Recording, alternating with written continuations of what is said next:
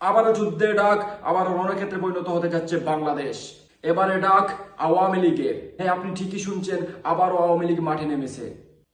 আর তাদের একটাই স্লোগান, আমরা সবাই মুজিব সেনা, ভয় করি না বুলেট বোমা, জয় বাংলা। দীর্ঘ 15 মাস পর জাতির উদ্দেশ্যে বিশেষ ভাষণ দিলেন সাবেক প্রধানমন্ত্রী শেখ হাসিনা। আজকের ভিডিওতে আমরা জানবো আওয়ামী লীগকে ব্যতীত নির্বাচনের বিষয়ে তিনি কি হুঁশিয়ারি দিলেন এবং বর্তমান রাজনৈতিক পরিস্থিতি নিয়ে তার দেওয়া গোপন তথ্যগুলো কি ছিল। ভিডিওটি শেষ পর্যন্ত দেখুন, সব গুরুত্বপূর্ণ আপডেট জানতে পারবেন। দীর্ঘ 15 মাস পর শেখ হাসিনা জাতির উদ্দেশ্যে ভাষণ দিয়েছেন। এই ভাষণে তিনি অভিযোগ করেছেন যে আওয়ামী লীগকে বাদ দিয়ে নির্বাচন করার পরিকল্পনা করা হচ্ছে। কারণ আন্তর্জাতিকভাবে এবং দেশীয়ভাবে আওয়ামী লীগের বিরুদ্ধে প্রচারণা চালালেও মানুষের আস্থা এখনো এই দলের উপরে রয়েছে। তিনি স্পষ্টভাবে জানিয়েছেন আওয়ামী লীগ নির্বাচন বর্জন করতে চায় না, বরং তারা অংশগ্রহণ করতে চায়। তবে ব্যালট পেপারে নৌকা মার্কা না থাকলে সেই নির্বাচনে আওয়ামী লীগের কেউ ভোট দিতে যাবে না বলে হুঁশিয়ারি দেন শেখ হাসিনা। বর্তমান সরকারের বিভিন্ন সিদ্ধান্ত এবং গণভোটের উদ্যোগকে তিনি অবৈধ এবং অসাংবিধানিক বলে দাবি করেন। তিনি বলেন, নির্বাচিত প্রতিনিধি ছাড়া সংবিধানে হাত দেওয়ার অধিকার কারণ নেই। আওয়ামী লীগের নেতাকর্মীরা বিভিন্ন মামলা ও নির্যাতনের শিকার হচ্ছেন এবং তারা ঘরে থাকতে পারছেন না। শেখ হাসিনা সবাইকে ঐক্যবদ্ধ হওয়ার এবং জনগণের কাছে বার্তা পৌঁছে দেওয়ার আহ্বান জানিয়েছেন এবং কঠিন হুঁশিয়ারি দিয়ে বলেছেন, ব্যালট নাই, ভোট নাই। তো প্রিয় দর্শক, চলেন আমরা শুনে আসি শেখ হাসিনা সেই ভাষণ। তিনি সেই ভাষণে আসলে কি বলেছেন। করতে যাচ্ছে কি নির্বাচন? আওয়ামী লীগকে নির্বাচন করতে দেবে না। আজকে আওয়ামী লীগকে বাদ দিয়ে নির্বাচন করতে চায় কিসের জন্য তা জানেন? একটাই কারণে, আওয়ামী লীগের বিরুদ্ধে এত বদনাম, আমার বিরুদ্ধে এত বদনাম ছড়িয়েছে, এত কথা বলেছে, সারা বিশ্বব্যাপী অপপ্রচার করে বেরিয়েছে। তারপরেও যখন দেখে যে বাংলার মানুষের আস্থা বিশ্বাস আওয়ামী লীগের উপর আছে, আমার উপর আছে, নির্বাচন অবাধ নিরপেক্ষ হলেই আমরা জয়লাভ করব। যেহেতু আওয়ামী লীগ জয়লাভ করবে, যেহেতু আওয়ামী লীগ দেশের উন্নতি করবে, যেহেতু আওয়ামী লীগ ক্ষমতায় থাকলে দেশ বিক্রি করতে পারবে না, মানুষকে শোষণ করতে পারবে না, চুরি ডাকাতি রাহাজানি চাঁদাবাজি মাস্তানি এগুলি থাকবে না, দুর্নীতি করে হাজার হাজার কোটি টাকা বানাতে পারবে না, সেই কারণেই আজকে আওয়ামী লীগকে ইলেকশন করতে দেবে না, নিষিদ্ধ করে দিয়েছে। আমরা জনগণের ভোটে নির্বাচিত, আমাদেরকে নিষিদ্ধ করে অবৈধভাবে ক্ষমতা দখলকারী। এর থেকে বড় তামাশা আর কি হতে পারে? আমাদের আওয়ামী লীগকে ভোট দিতে দেবে না, ব্যালটে নৌকা মার্কা থাকবে না, আওয়ামী লীগ থাকবে না, সেই ব্যালটে কেন জনগণ ভোট দিতে যাবে? সেখানে ভোট দিতে যাবে না। আমরা তো নির্বাচন বর্জন করতে চাই না, আমরা নির্বাচন করতে চাই। বিএনপি নির্বাচন বর্জন করেছিল, বর্ণ দল 2024 নির্বাচন বর্জন করেছে, 2014 নির্বাচন বর্জন করেছে। কেন করেছিল? কারণ 2008 নির্বাচনে আওয়ামী লীগ যেভাবে জিতেছিল, এরপরে তারা জানে যে তাদের অপকর্ম দুর্নীতি দুঃশাসন মানুষ ভুলে নাই, যে কারণে তাদের ভোট দেবে না, তারা বর্জন করেছে। আমরা তো তা না, আমাদের বিশ্বাস আছে, জনগণের উপর আমার বিশ্বাস আছে, আস্থা আছে। কাজে আমরা এই জন্য ইলেকশন করতে চাই। আমাদের উপর থেকে এই নিষেধাজ্ঞা প্রত্যাহার করুক, ওই ব্যালট পেপারে আমাদের নৌকা মার্কা থাকবে, আওয়ামী লীগ প্রার্থী দেবে, আমরা ইলেকশন করবো। ঠিক আছে?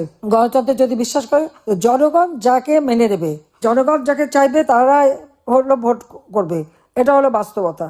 আমাদের একটাই কথা নির্বাচন সম্পর্কে, সেটা হলো জনগণ আমাদেরকে চায়, আওয়ামী লীগকে চায়, জনগণ আওয়ামী লীগে বিশ্বাস করে। আওয়ামী লীগ নির্বাচনে গেলে জনগণ ভোট দিয়ে নির্বাচিত করবে। এত অপবাদ এত কিছু আমাদের বিরুদ্ধে দিয়েছে তারা, তারপরেও জনগণের যে আস্থা বিশ্বাস আওয়ামী লীগের উপর আছে, আমার উপর আছে, সেটা যেন করতে না পারি, সেই জন্য এই মিথ্যা মামলা দিয়ে শাস্তি দিয়ে দিচ্ছে, মিথ্যা মামলা দিয়ে হয়রানি করছে, ঘরে ঘরে আজকে নির্যাতন চালাচ্ছে।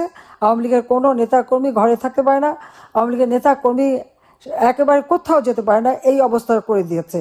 আওয়ামী লীগ নির্বাচন করতে চায়, আওয়ামী লীগ নির্বাচনে যেতে চায়। আওয়ামী লীগ তো নির্বাচন বর্জন করে না, বয়কট করে না, কিন্তু ব্যালটে যদি নৌকা মার্কা না থাকে, ব্যালটে যদি আওয়ামী লীগ না থাকে, সে ব্যালটে আওয়ামী লীগের কেউ ভোট দেবে না, কেউ ভোট কেন্দ্রে যাবে না। আর হ্যাঁ না ভোট দিয়ে তারা গণভোটটা দেয় কিভাবে?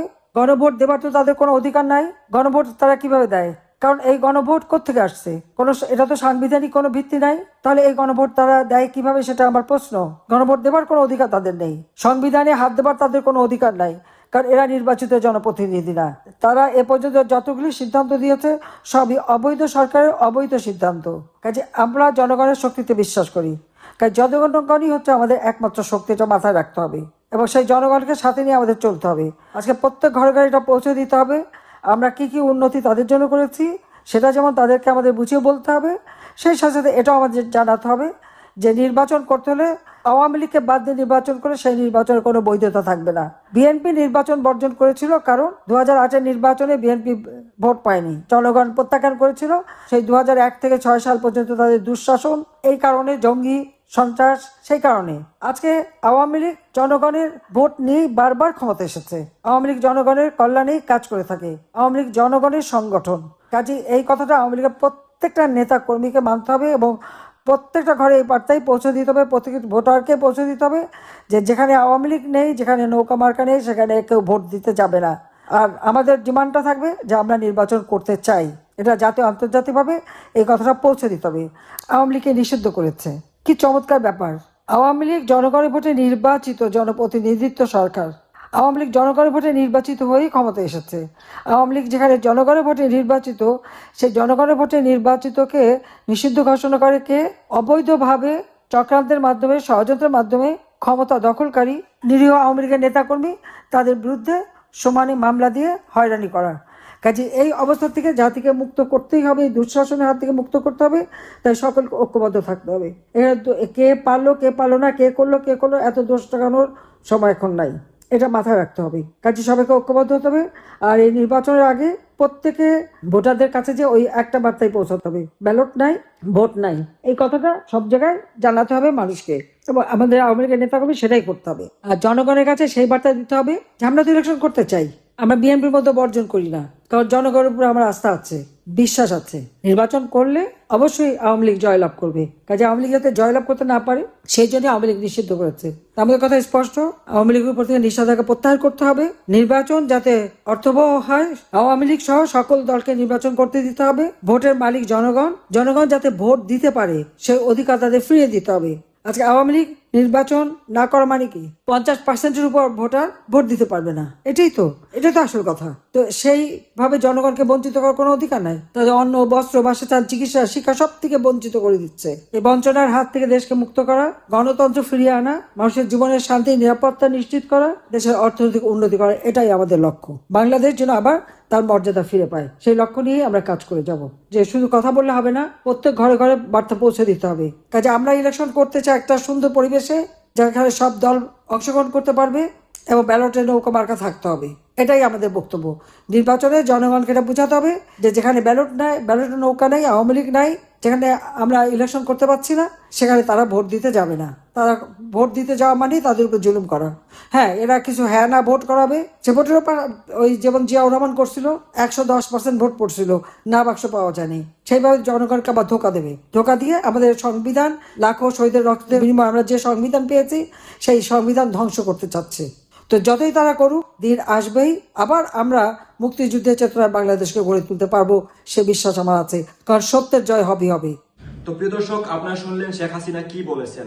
এই বক্তব্য শুনে এতটা অন্তত বোঝা যাচ্ছে যে আগামী নির্বাচন হবে কিনা সেটা নিয়ে অবশ্যই সংশয় রয়েছে। কারণ এই বক্তব্য শোনার পর আওয়ামী লীগের নেতাকর্মীরা কিন্তু এখন আর বসে থাকবে না, তারাও কিন্তু মাঠে নামবে।